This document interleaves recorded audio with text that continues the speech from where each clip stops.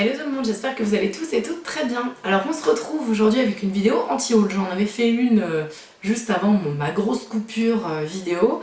Et du coup je trouvais que c'était sympa parce que ça permet en fait voilà, de papoter, d'échanger un petit peu sur les produits qui nous font envie et d'autres pas. Parce que on parle souvent beaucoup de ceux qu'on adore parce que c'est normal, parce que aussi voilà, c'est le but de la chaîne de partager des coups de cœur avec vous. Mais il y a aussi pas mal de choses qui sortent, surtout que là on est juste blindé en fait de nouveautés, on se noie un peu avec tous les produits qui sortent et toutes les collections, les trucs et tout. Donc du coup j'avais envie de regarder un petit peu, voilà, j'ai regardé un peu sur internet ce qui était sorti, ce qu'elle allait sortir aussi. En fait ce qui m'a donné l'idée de faire ce anti-haul là, c'est qu'en fait j'ai reçu il y a pas très longtemps par la poste, vous savez, le petit book là de Sephora. Et en fait en ouvrant j'ai fait ah ouais non mais ça a l'air trop nul et tout, ça a l'air pas bien. J'étais là mais qu'est-ce que c'est que ce délire? Et en fait je me dis ouais du coup je vais faire une vidéo anti-haul parce qu'en fait rien que dans le petit livret il y a quand même pas mal de trucs qui sont pas non plus super... Enfin qui m'attirent pas beaucoup. Donc ça reste encore une fois que mon point de vue, c'est que moi du coup qui partage cette opinion là. N'hésitez pas à me dire parce que voilà, j'adore vous lire et regarder un peu ce que vous aimez, voilà, ce que vous aimez pas trop. Si jamais il y a des produits que je mentionne dans la vidéo, voilà, ça n'a rien contre une marque ou quoi, parce qu'il y a des marques que j'adore et où je kiffe les produits et où là tout simplement le produit me va pas, ou en tout cas j'en ai pas envie. Après si vous l'avez et que vous le trouvez juste génial, surtout dites-le moi parce que il y a que les imbéciles qui changent pas la vie comme on dit. Donc c'est parti, on va parler des produits qui me tentent pas trop en ce moment. Alors donc je vais commencer déjà dans l'ordre que j'ai fait parce que sinon je vais me paumer complètement. Donc en fait la première chose qui me tente pas spécialement c'est la nouvelle palette de Too Faced de la collection, je crois que c'est Rich Diamonds. Enfin de toute façon je vous mettrai des visuels à chaque fois des produits. Donc c'est du coup cette palette là. Alors très honnêtement en fait je pense que je me détache de plus en plus de Too Faced, non pas que leurs produits soient pas quali parce qu'il y a des choses que j'aime beaucoup chez eux et en fait j'ai énormément eu leurs produits pour le côté collection et tout, mais avec maintenant du coup ce qu'on trouve au niveau qualitatif, au niveau phare, niveau générosité de produits, de palettes, enfin bref on a un florilège de choix et je trouve que Too Faced vieillit un peu. Ça ne reste que mon avis, voilà, et du coup j'ai moins l'engouement pour les nouvelles palettes qui sortent que je l'avais avant. Et notamment du coup je le laisse sous les yeux là donc je regarde, mais du coup vous l'aurez devant. Mais en gros vous avez 16, il y a 16 palettes, 16 palettes, il y a 16 fards dedans. Vous avez 16 fards, il y a des mats, des irisés.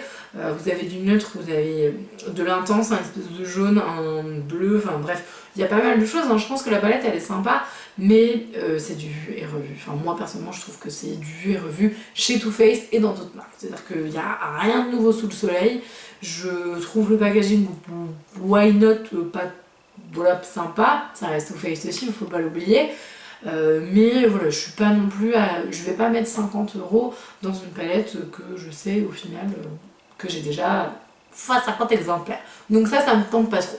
La deuxième chose qui me tente pas spécialement, en fait, là c'est je sais pas en fait. Donc si vous avez des idées, mettez-les moi, ça va peut-être me faire changer d'avis. Mais pour le moment, je suis pas super tentée par la collection Lolita de Kat Von D. Donc à savoir la palette, je crois qu'il y a un rouge à lèvres et un liner. Le seul truc qui me tenterait à la limite c'est le liner, parce que je trouve que la tonalité du liner elle est sympa. C'est à peu près la seule chose qui me tente dans la collection.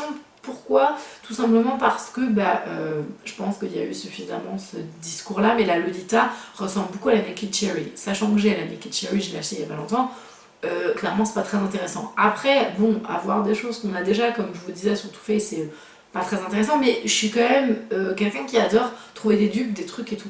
Donc du coup j'ai quand même des palettes ou des fards à paupières en double, parce qu'il faut bien que je vous présente, excusez-moi pour le bruit, il faut bien que je vous présente aussi des choses qui sont en corrélation.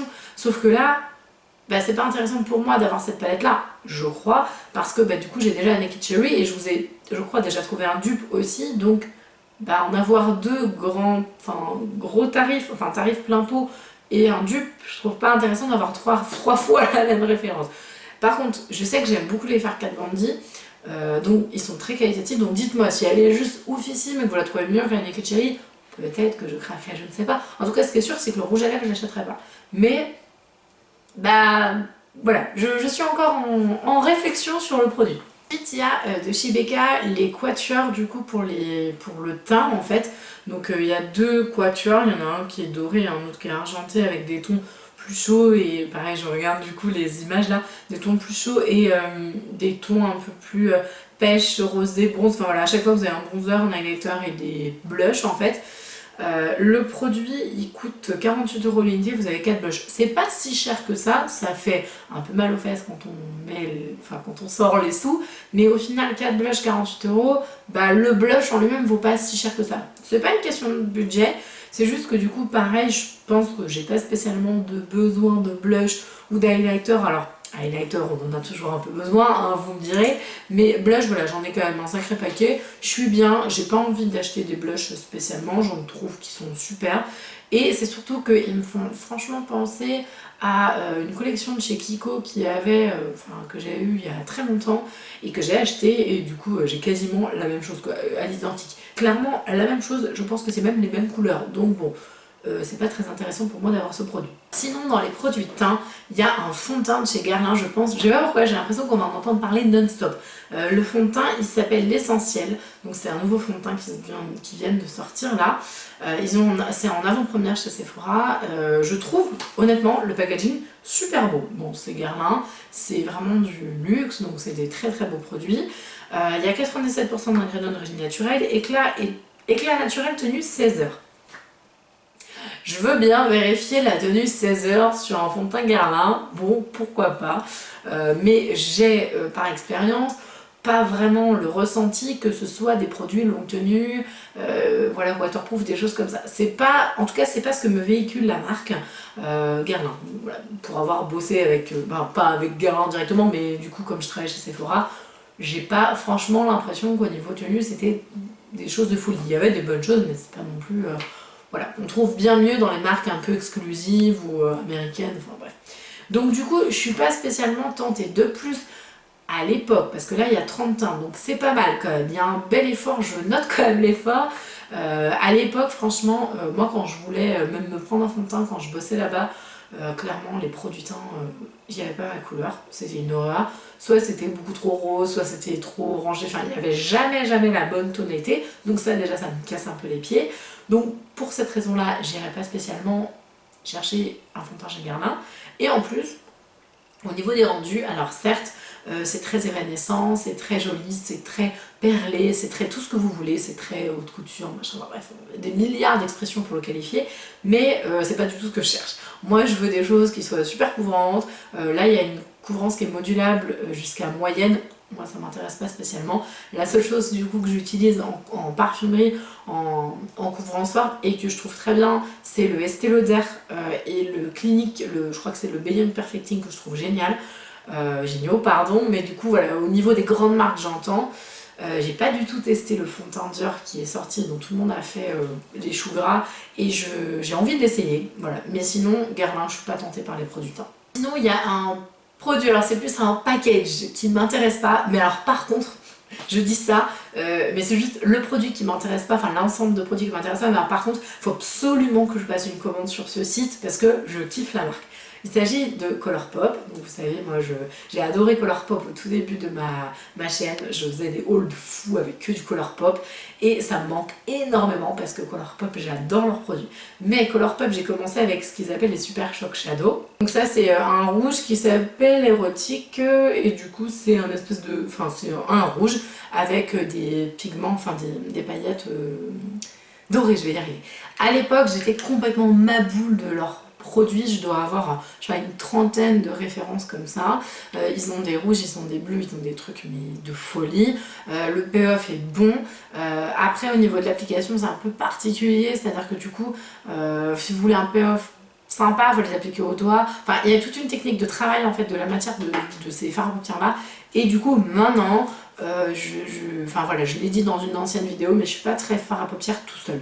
Maintenant je préfère largement les palettes. Alors clairement ça m'arrive du coup voilà de craquer et du coup je m'en resserre de temps en temps et je les trouve géniaux, il n'y a pas de souci, mais maintenant je cherche plus des palettes et du coup le produit dont je vais vous parler, parce que excusez-moi je n'accouche pas, hein, je fais que de parler des Super Shock Shadow, mais en fait c'est le gros coffret, le The Vault là, où il y a tous les Super Shock Shadow, bon pas tous mais en tout cas il y en a énormément.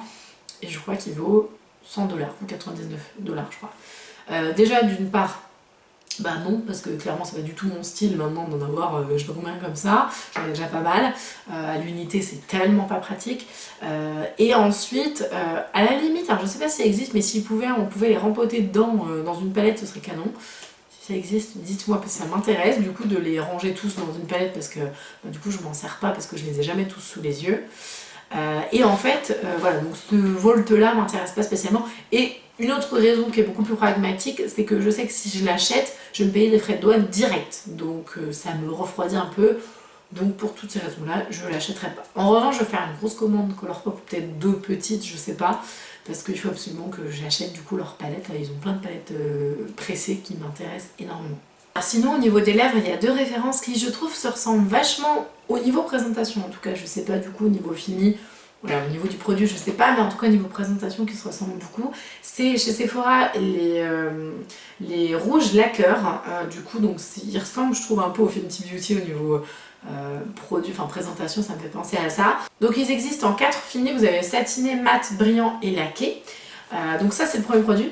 Et le deuxième produit qui se présente un peu de la même manière au niveau de la coupe, enfin de la découpe du raisin je trouve, c'est les rouges pure couture The Slim chez Yves Saint Laurent. Alors bon, les Saint Laurent valent 37,50 €, les Sephora on est plus sur 12 € je crois. Alors honnêtement du coup les rouges pure couture j'en ai plein de Yves Saint Laurent, j'en ai vraiment énormément, c'est des très beaux rouges à lèvres, mais ce sont des rouges à lèvres has-been. Pour moi ça ne correspond plus du tout à ce qu'on veut maintenant, enfin en tout cas à ce que moi je veux, parce que bien heureusement qu'il y a des personnes, du coup je sais, j'ai pas mal d'abonnés qui me disent au niveau des lèvres qui supportent pas les rouges à lèvres mat, et je trouve que c'est génial d'avoir créé des textures comme ça, un peu hybrides, où on peut mélanger du coup du mat, voilà, mais en ayant le côté confort, parce que c'est ça en fait que ces gammes-là proposent, notamment sur le Sephora, le mat je pense aussi, et ça je trouve ça cool. En revanche, moi c'est pas du tout ce que j'ai envie, parce que je ne me maquille plus qu'avec des mats. Au grand désespoir de mes lèvres qui sont explosées, et que du coup il faut absolument que je mette du baume tout le temps, mais je ne porte plus que du mat, parce qu'au niveau de l'impact couleur, je n'ai jamais trouvé mieux.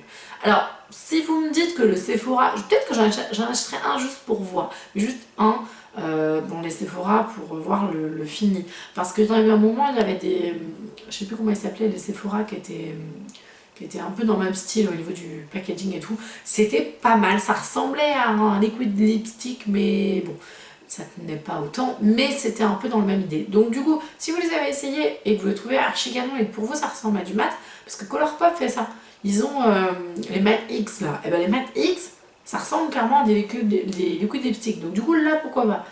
Mais sur le principe ça me tente pas. Mais bon, après, pourquoi pas. Je suis pas non plus fermée de fou, mais je pense pas que j'irai spontanément les acheter, c'est plus mon délire, c'est plus trop ma came on va dire. Alors, une palette là clairement, qui m'intéresse pas parce que je trouve qu'au niveau des couleurs, bah, j'ai déjà des choses similaires, et c'est surtout le packaging qui ne me fait mais pas du tout envie. C'est la palette Alien de Jeffree Star. Honnêtement, franchement, j'adore les palettes de Jeffree Star, je les trouve juste toutes géniales. Je suis sûre que du coup je la trouverai super aussi, mais là c'est clairement le visuel, la grosse tête d'alien, ça me donne mais pas du tout envie, c'est pas du tout mon monde, j'aime pas ça, enfin voilà, je suis un peu, voilà, au risque de paraître un peu bête quoi, mais je suis un peu une fille positive, j'aime bien les trucs sympas, voilà. Alors hormis la Kat Von D qui ressemble à un truc de porte de cimetière ou je sais pas quoi, j'aime pas les choses qui sont à consonance un peu négative et tout. C'est comme dans les films, je ne regarderai jamais de films qui font flipper, ou même les trucs où il y a trop d'action, je suis à fond dedans et ça me fait peur, enfin ouais. Bon, j'étale ma vie pour rien, juste pour vous expliquer que je veux pas une tête d'alien dans ma collection de palettes. Tout va bien. Bref, donc en gros, voilà, le visuel me plaît pas. Ça me plairait pas d'avoir ça chez moi. En plus, elle a l'air énormissime. Laisse tomber, pour la ranger déjà, je galère avec tous mes trucs. J'ai encore rajouté un rangement de palette derrière. Je pense que c'est pas possible. Et puis au niveau de couleur, bah certes les verts sont sympatoches, je les trouve vraiment jolis, mais du coup j'ai une petite nouveauté d'ailleurs dans un haul prochainement, vous allez voir qui va suivre ou qui sera la vidéo d'après, où du coup je vais vous présenter la nouvelle palette que j'ai achetée où il y a des verts, et je pense que ça peut être un peu un équivalent. Mais voilà, sinon elle me tente mais pas du tout. Et ensuite, je voulais vous parler de Tarte pour terminer cette vidéo. J'ai 3 choses chez Tarte qui me plaisent pas. Pourtant Tarte c'est une gamme que franchement j'aime bien. J'aime bien regarder sur leur site de temps en temps ce qui se passe et tout, ce qui est en train de se faire, j'aime bien. Là il y a 3 choses. Donc il y a la Remix Natural Eyeshadow Palette là qui vaut 23 €. Donc pareil, je vous mettrai le visuel et tout. Non, voilà, je trouve qu'il n'y a pas assez de choix. En fait, il y a trop de choix et pas assez de choix, je m'explique. En fait, il y a trop de choix dans le sens où il y a des couleurs qui pètent et tout, ça peut être sympa, mais du coup, il n'y a pas assez de choix, c'est-à-dire qu'en fait, vous êtes obligé de l'associer avec autre chose. Et du coup, je trouve l'association pas forcément bien pensée. Bon, bref, en gros, elle me parle pas cette palette, donc du coup, ça c'est clair que je l'achèterai pas. Il y a un kit de pinceaux Tarte du coup qui est vegan, donc ça c'est trop bien, ça je valide complètement, c'est génial. Il y a 5 pinceaux à 35 $, c'est pas non plus le prix qui me fait tiquer, c'est juste que ces pinceaux là, j'espère que je pourrai vous mettre une image, ça me fait penser aux pinceaux de maquillage pour petite fille, pour bébé, genre clairement, enfin pour bébé, enfin, pour jouer quoi, vous voyez ce que je veux dire. Clairement ma fille elle a bientôt 4 ans, je la vois bien prendre des trucs comme ça pour maquiller ses poupées, enfin pour faire style qu'elle maquille ses poupées. Du coup, bah, le prix me paraît abusé par rapport à la fonction, enfin vous voyez, je trouve que ça fait cheap, voilà, j'aime pas du tout. Moi je suis plus pinceau un peu, je sais pas, un peu chic et tout, j'aime bien. Les Elsa Makeup je les trouve très beaux, les Anjou dont je vous parlais la dernière fois, du coup je les trouve très sympas, enfin, vous voyez, des trucs blancs un peu, ou noirs, basiques. Je suis pas forcément fan des pinceaux un peu originaux et voilà, et là je trouve que clairement ça fait juste trop bébé quoi, j'aime pas du tout. Un peu dans le même genre, du coup là il y a un truc, franchement j'ai vu ça, j'ai fait mais c'est quoi? C'est du coup toujours chez Tarte, c'est le pinceau fond de teint Aqua Flash, le Foundation Brush. Alors lui par contre je trouve le prix abusé, parce que lui il coûte 30 €.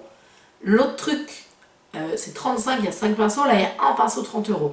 Je sais pas si Tarte se positionne dans le côté pro, voilà, enfin, il y a un peu ce côté-là, mais je trouve que c'est très cher pour un pinceau tout seul. Ça ne reste que mon avis, mais je trouve que c'est cher. Bon, après, c'est un pinceau fond de teint, donc bon, à la limite, pourquoi pas, parce que j'ai acheté du Marc Jacobs qui coûtait plus cher. Pourquoi pas? Mais le packaging, mais il est horrible, c'est trop moche. On dirait que le truc il est pas fini, on dirait une espèce de queue de poisson, je déteste, vraiment je trouve que c'est super moche. Si le pinceau à la limite il est extraordinaire, qu'il applique le fond de teint, je sais pas, de la plus belle manière qu'il soit, je serais pas stupide, j'irais le tester, mais honnêtement non, puis clairement dans les... Enfin je sais pas, bon là ils sont tous un peu crado et tout, mais dans des rangements pinceaux comme ça, bah, je me vois pas en fait, je sais pas, même à la limite, je trouve que du coup il faudrait que je refasse un tri dans mes pinceaux parce qu'au niveau harmonie de couleurs c'est un bordel. J'aime bien en fait que ce soit un peu cohérent et tout, du blanc, du doré, à la limite le rose ça va encore, mais l'autre là, l'espèce de bleu moitié, enfin, puis l'espèce de queue de poisson, enfin bref.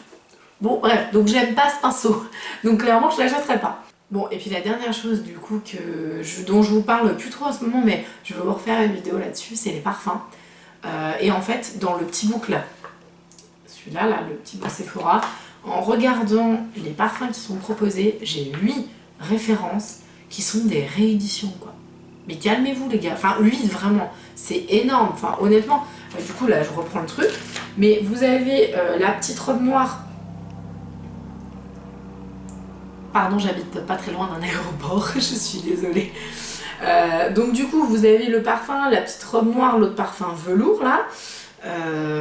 Je ne le connais pas du tout, je ne sais, j'ai pas été le sentir, ça fait très longtemps que je suis pas allée en parfumerie. Édition, les petites robes noires, on en a pété. Moi j'aime que l'original, enfin j'aime les autres, mais j'ai vraiment un penchant beaucoup plus fort pour l'original. Ensuite, vous avez le Miss Dior en eau de toilette. Alors celui-là, on n'en peut plus parce qu'on comprend plus rien. Même les conseillères à l'époque, enfin moi on planait à 10 000, les clients aussi. Même eux, ils savaient même plus si c'était les nouveaux, s'ils reprenaient les anciennes formulations, si c'était juste un twist d'une nouvelle tonalité, si c'était la fragrance qui était plus intense. Enfin bref, ils sont complètement paumés. De toute façon, voilà, Sephora et Dior, ils sont très copains, on va dire. Donc du coup voilà, donc le Miss Dior en eau de toilette, je sais même pas ce qui...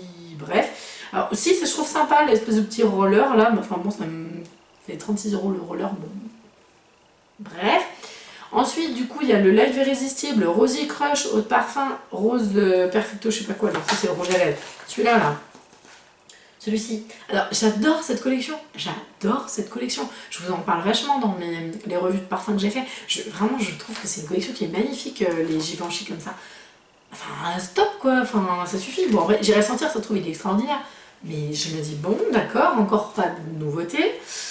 Ensuite, vous avez le In Love With You et le Stronger With You sur les versions intenses, comme ça. C'est pareil ça, on a déjà vu, donc encore un autre truc. Ensuite, je me dis, ouais, ça va pas s'arrêter. Ensuite, il y a le... En fait, c'est que là, à toutes les pages, il y a un truc qui est censé être nouveau, mais qui ne l'est pas. Ensuite, vous avez les fantastiques parfums, vous avez le Black Opium en bleu, là, comme ça, en eau de parfum intense, qui me fait penser à Belle d'Opium, du coup, qui n'existe plus et qui était très sympa pour le coup. Mais encore une réédition, je ne sais pas ce qu'il a encore de nouveau celui-là, mais bref. Il y a un nouveau Flower de Kenzo, encore. Il y a un nouveau La Vie est Belle, encore. Alors ça, je crois que ceux-là, quand je travaillais en parfumerie, je crois qu'on rigolait à chaque fois qu'on en avait un, on était là, non mais c'est pas possible, enfin... Encore un, bref.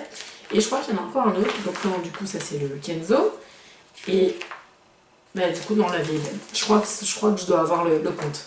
Du coup, et ben moi, je trouve que j'ai plus envie d'aller essayer le Kilian, qui du coup est une nouveauté, plutôt que tous les autres, parce que bah, je commence clairement d'avoir un petit peu ras-le-bol de voir du... Voilà, en fait il m'en manquait un, j'avais pas fini. Donc Narciso Rodriguez, pure musc de parfum, c'est pareil. Encore un nouveau truc. Ouais. Donc c'est juste pas possible. Enfin, je trouve que du coup, soit les marques elles font vraiment une belle nouveauté et du coup elles en sortent moins. C'est un peu comme les collections de make-up, j'ai l'impression que le parfum il s'éclate là, ils font des milliards de trucs et au final ça n'a plus ni queue ni tête, plus aucun sens. Dans les linéaires, quand les filles les reçoivent, elles savent pas, enfin elles ont les plans et tout, enfin bon on les met, enfin tu es là, tu dis ah oui alors il y a celui-là, ça machin. Comment t'expliques à la consommatrice du coup ça, enfin bref. Ça c'était mon petit message du coup pour la fille qui bosse en parfumerie, c'est vraiment casse-pied. Et du coup je trouve que c'est assez n'importe quoi de sortir des choses comme ça. Peut-être, alors je dis pas, il y a sûrement des pépites dans ces parfums. Je pense que le Live Irrésistible, je vais l'adorer. Mais c'est juste que je trouve que le message, il est clairement... Enfin, c'est n'importe quoi. Bref. Bon, en tout cas, du coup, cette vidéo anti-haul, du coup, est terminée. J'espère que ça vous a plu. Dites-moi, du coup, si vous... Voilà, comme je vous disais au début, s'il y a des produits que vous avez déjà et que vous adorez, voilà, vous me dites, il n'y a pas de souci. Moi, j'aime bien avoir vos avis, parce que voilà, il y a que les imbéciles qui changent pas d'avis. Voilà, j'ai envie de vous découvrir aussi des choses sympas, donc si vous me dites qu'il y a un truc qui est super et qui vaut vraiment le coup, eh ben dans ce cas-là, j'irai jeter un petit coup d'œil dessus. En tout cas, je vous embrasse de tout mon cœur et je vous dis à la prochaine. Salut!